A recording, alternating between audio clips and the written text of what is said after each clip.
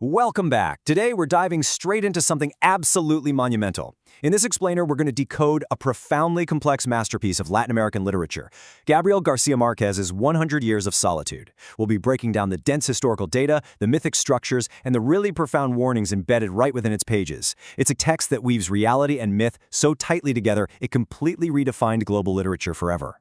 I want you to really think about this for a second. What if the most magical, surreal story ever written is actually a perfectly accurate historical record? It sounds like a total paradox, doesn't it? Well, to truly understand this novel, we're going to take a journey. We'll start with a macro-level look at historical reality, zoom all the way into the micro-level of a single fictional town, and then zoom back out to our modern society. All right, Section 1, The Myth and the Massacre. Let's get into it. To understand the magic, we first have to ground ourselves in some very real, forensic historical dates. During the 19th and 20th centuries, Latin America went through massive neo-colonial resource drainage. Foreign conglomerates, like the United Fruit Company, effectively restructured sovereign nations into agricultural extraction colonies. They captured local governance and frequently liquidated labor strikes using brutal military force. 1928 marks the horrific Banana Massacre, where the state army actually machine-gunned thousands of striking plantation workers just to protect the assets of a U.S. multinational. Then in 1948, the assassination of populist leader Jorge Eliezer Gaitan triggered La Violencia, unchaining decades of civil war in Colombia. It is directly out of this intense, high-friction environment that our author publishes his masterpiece in 1967.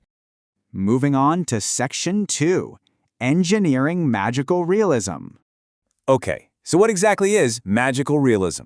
Basically, it's an aesthetic engine that embeds fantastic, hyperbolic, or totally supernatural metrics directly into the daily routine operations of a realistic community. Garcia Marquez actually engineered this framework by synthesizing his own childhood. You see, his grandfather was a retired colonel who fed him cold, forensic chronicles of civil wars, while his grandmother populated his mind with ghost stories and mystical legends. But the kicker? She told them with total, matter-of-fact naturalness. And this perfectly illustrates the split between what we normally think of as fantasy and what magical realism actually is. In traditional fantasy or sci-fi, when something supernatural happens, characters experience awe or shock, right? It defies their logic. But in magical realism, supernatural metrics, like ghosts casually conversing in the living room, rains of yellow flowers, or a spontaneous levitation event, are treated as utterly mundane. The characters accept these anomalies with complete daily naturalness. There is zero intellectual pushback. Now, you might be wondering, why write like this at all? Well, Gabo defended this framework by arguing that Latin American history itself is so disproportionate, violent, and absurd that magical realism was literally the only stylistically precise and realistic methodology to translate the continent's empirical data to an international consumer. To the outside world, the actual factual data of the continent was already incredibly surreal. Which brings us to Section 3, Rise and Fall of Macondo. So we zoom in. Macondo basically begins as this mythic startup. Patriarch José Arcadio Buendía and his wife Ursula Iguarán found it as a pristine, completely isolated rustic paradise. It only connects to the macro world through a Romani network led by the wise Melquiades.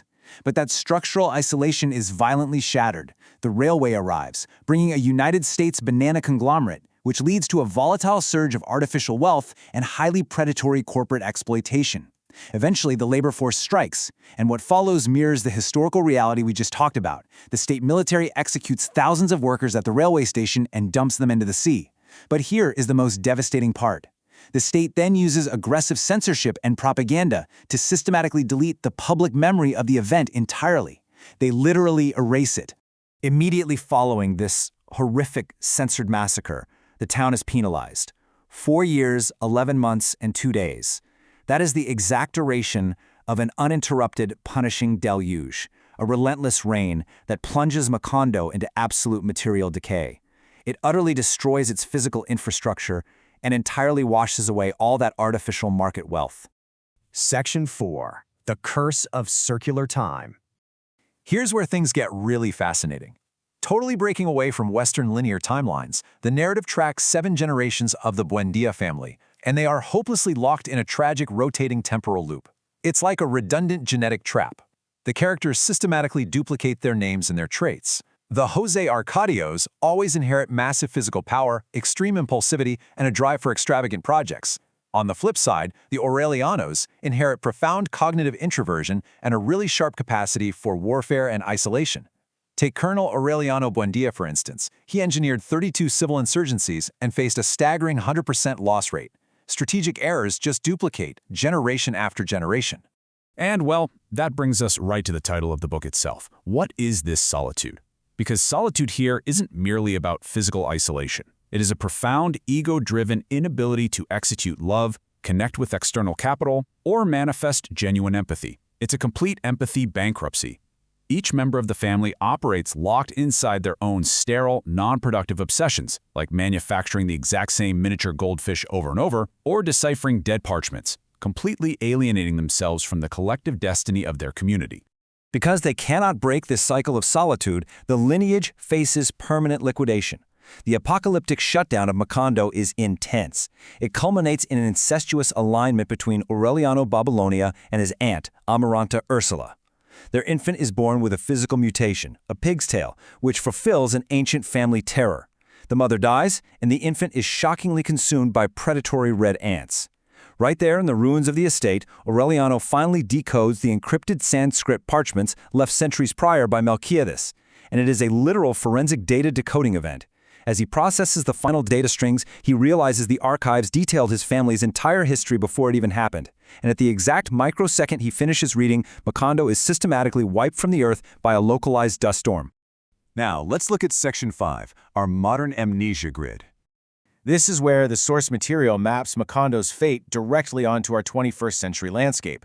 Just as the state in the novel aggressively rewrote educational ledgers and propaganda after the massacre so the populace believed nothing has ever happened, we are facing a very similar framework today.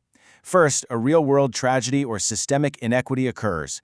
Second, state and algorithmic disinformation loops on social media actively rewrite or completely delete the narrative. And finally, the populace internalizes the amnesia. The text argues that this phenomenon of historical negationism replicates the exact amnesia grid of Macondo. We are mirroring their populace right now. As Aureliano Babylonia read the very last line of the parchment, right as the storm took him, this was the final data string he decoded. Lineages condemned to 100 years of solitude do not secure a second opportunity on Earth. The source's diagnostic here is incredibly clear.